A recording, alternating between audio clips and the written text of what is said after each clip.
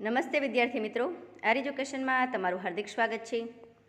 આ વિડીયોમાં આપણે ધોરણ 6 વિષય હિન્દીની પરીક્ષા જે તારીખ 12/10/2022ના રોજ હતી તે ઓરિજિનલ પેપરનું અહીં આપણે સંપૂર્ણ સોલ્યુશન જોવાના છીએ। प्रश्न 1, सही वाक्यांश चुनकर वाक्य फिर से लिखिए। क्षमता और ममता के आंसर आवशे बी, गीत तरा ने। पंक्ति 2 જોઈએ। राष्ट्रों में यज्ञ यही कर्म हमारा। प्रश्न 1b, प्रश्नों के उत्तर संक्षेप में लिखिए। जग को रोशन कौन करता है? तो आंसर है दीपक जग को रोशन करता है। रोज धरा पर कौन आता है? तो सूरज की किरणें रोज धरा पर आती है।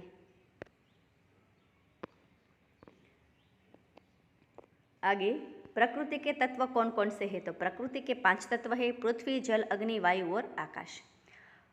आगे देखते हैं, हमारा जीवन सुख दुख की एक कहानी है, ऐसा कवि ने क्यों कहा है? तो आंसर है सभी मनुष्य के जीवन में कभी सुख के दिन आते हैं तो कभी दुख के दिन देखने पड़ते हैं। किसी का सारा जीवन न केवल सुखी होता है न केवल दुखी। जीवन में बारी बारी सुख और दुख आते रहते हैं, इसलिए कवि ने कहा है हमारा जीवन सुख दुख की एक कहानी है। प्रश्न 2, सही वाक्यांश चुनकर फिर से लिखिए। बिच्छू गिड़गिड़ाने लगा। तो आंसर है ए, बहन मुझ पर दया करो। राजा ने कहा, तो आंसर आवशे बी, तुम मेरे साथ चलो, मैं अपना एक बेल तुम्हें दे देता हूँ। आगे, प्रश्नों के उत्तर संक्षिप्त में लिखिए। राजा भोज ने भ्रमण करते हुए क्या देखा?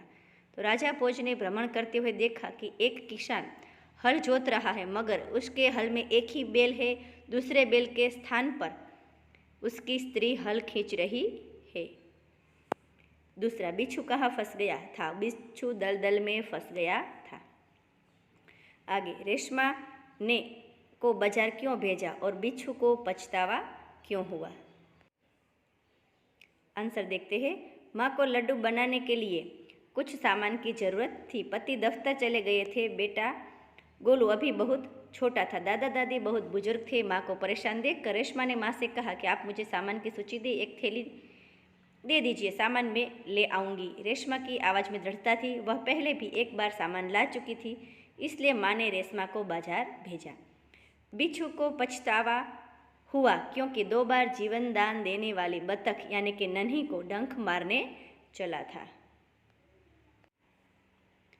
चलिए आगे, परिच्छेद को पढ़कर प्रश्नों के उत्तर दीजिए। किसान ने राजा से बार बार क्षमा मांगी। राजा ने प्रसन्न होकर, आप ये पैराग्राफ पढ़ सकते हैं।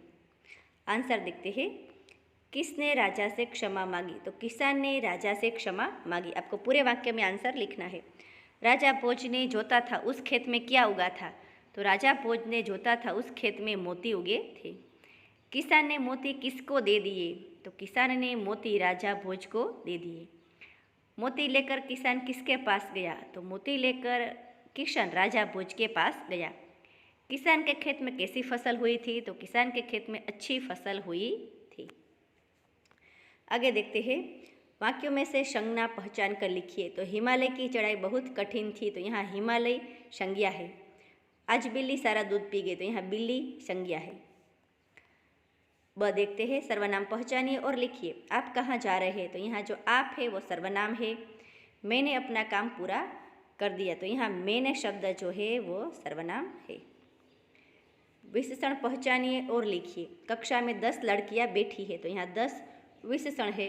कुत्ता वफादार प्राणी है, तो वफादार जो शब्द है वह विशेषण है। प्रश्न 5, अपनी राय लिखिए। यदि सूरज न निकलता तो, और यदि पेड़ पौधे न होते तो। आंसर देखते हैं। यदि सूरज न निकलता तो दिन न होता, हमें सूर्य का प्रकाश न मिलता, सूर्य के न होने पर कहीं वनस्पति न होती और हरियाली का नामो निशान न होता, सूर्य के न निकलने पर न बादल बनते और न वर्षा होती। आगे देखते हैं, यदि पेड़ पौधे न होते तो पेड़ पौधों से दुनिया में हरियाली छाई रहती है, उनमें तरह तरह के फूल फल और जड़ी बूटियाँ आदि मिलते हैं। पेड़ पौधे के बिना हरियाली न होती, उपयोगी चीज़ें न मिलती और दुनिया वीराने में बदल जाती। काव्य पंक्तियों का भावार्थ लिखिए।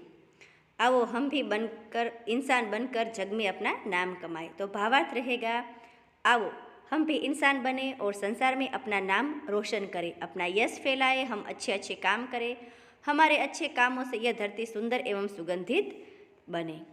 दूसरी, राज्यों में राष्ट्रों में ऐक्य यही कर्म हमारा। तो भावार्थ रहेगा, संसार के सभी राष्ट्रों में एकता का भाव लाना ही हमारा सबसे बड़ा कर्तव्य है। हम सब मिलकर प्रगति करें, सबके साथ न्याय हो, मानवता की रक्षा हो, यही हमारा धर्म बने। चलिए आगे देखते हैं। प्रश्न 7, विकल्प चुनकर आप उत्तर लिखना है। शुभ का विलोम रहेगा अशुभ। तन का समानार्थी शब्द है शरीर। शब्दकोश के क्रम में लिखिए। तो पहला आएगा क, तो उत्तर रहेगा, पहला शब्द आएगा कांटा, दूसरा चिड़िया, तीसरा नदी, चौथा पतला, पांचवा पानी और छठा अंतिम शब्द आएगा पेड़। इस तरह से आंसर रहेगा। गिनती को शब्द में लिखिए।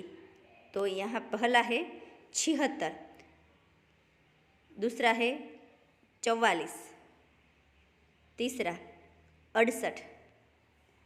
आगे देखते हैं, अंकों में लिखिए।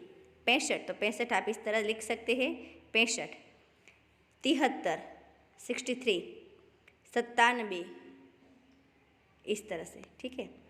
चलिए आगे देखते हैं। विराम चिन्ह लगाकर वाक्य फिर से लिखे। तो यहाँ छी छी जहाँ लिखा है वहाँ 2 बार उद्गार चिन्ह आएगा, छी छी मैंने यह क्या किया, और प्रश्न चिन्ह। आगे देखते हैं, वाह मज़ा आ गया, अरे तुम नहीं आए। तो यहाँ आप देख सकते हैं पहले उद्गार चिन्ह है और अंत में पूर्ण विराम। राम और सीता, ત્યાં बीच में रहेगा अल्पविराम। राम सीता और मोहन घर गए, क्या तुम विद्यालय गए थे, प्रश्न चिन्ह। आगे देखते हैं, रेखांकित शब्द का वचन परिवर्तन करके वाक्य फिर से लिखिए। तो जो एक वचन है वाक्य, उनका हम बहुवचन करेंगे और बहुवचन का एक वचन। नदी बहती है, नदियाँ बहती है। महिलाएं पूजा कर रही है, महिला पूजा कर रही है। पेड़ पर कबूतर बैठे हैं, तो आंसर रहेगा पेड़ पर कबूतर बैठे हैं। यहाँ बैठा है, यहाँ बैठे हैं। पौधा छोटा है, पौधे छोटे है, पौधे छोटे है, यहाँ है आएगा और है पर अनुस्वार, इस तरह से। आगे देखते हैं, किताब टेबल पर पड़ी है, किताबें टेबल पर पड़ी है। मुहावरे का अर्थ, थिरकने लगना, तो खुशी से नाचना, संगीत सुनते ही लोग थिरकने लगते हैं। शर्म से पानी पानी होना, बहुत लज्जित होना, चोरी पकड़े जाने पर नौकर पानी पानी हो गया। आगे देखते हैं, आंखें दिखाना, तो क्रोध करना, गुस्सा करना। जरा सी गलती होने पर मेरे पिताजी मुझे आंख दिखाने लगे। आगे है आंसर। प्रश्न आखिरी, किसी एक विषय पर निबंध लिखिए। मेरा प्रिय त्योहार और राजा भोज। तो आप किसी एक विषय पर निबंध लिख सकते हैं और इनके मार्क्स है 8। तो विद्यार्थी मित्रों, आ हतुं ધોરણ 6 વિષય હિન્દીના ઓરિજિનલ પેપરનું સંપૂર્ણ સોલ્યુશન। અન્ય સોલ્યુશનોની પ્લેલિસ્ટ તમને ડિસ્ક્રિપ્શન બોક્સમાં આપેલી છે।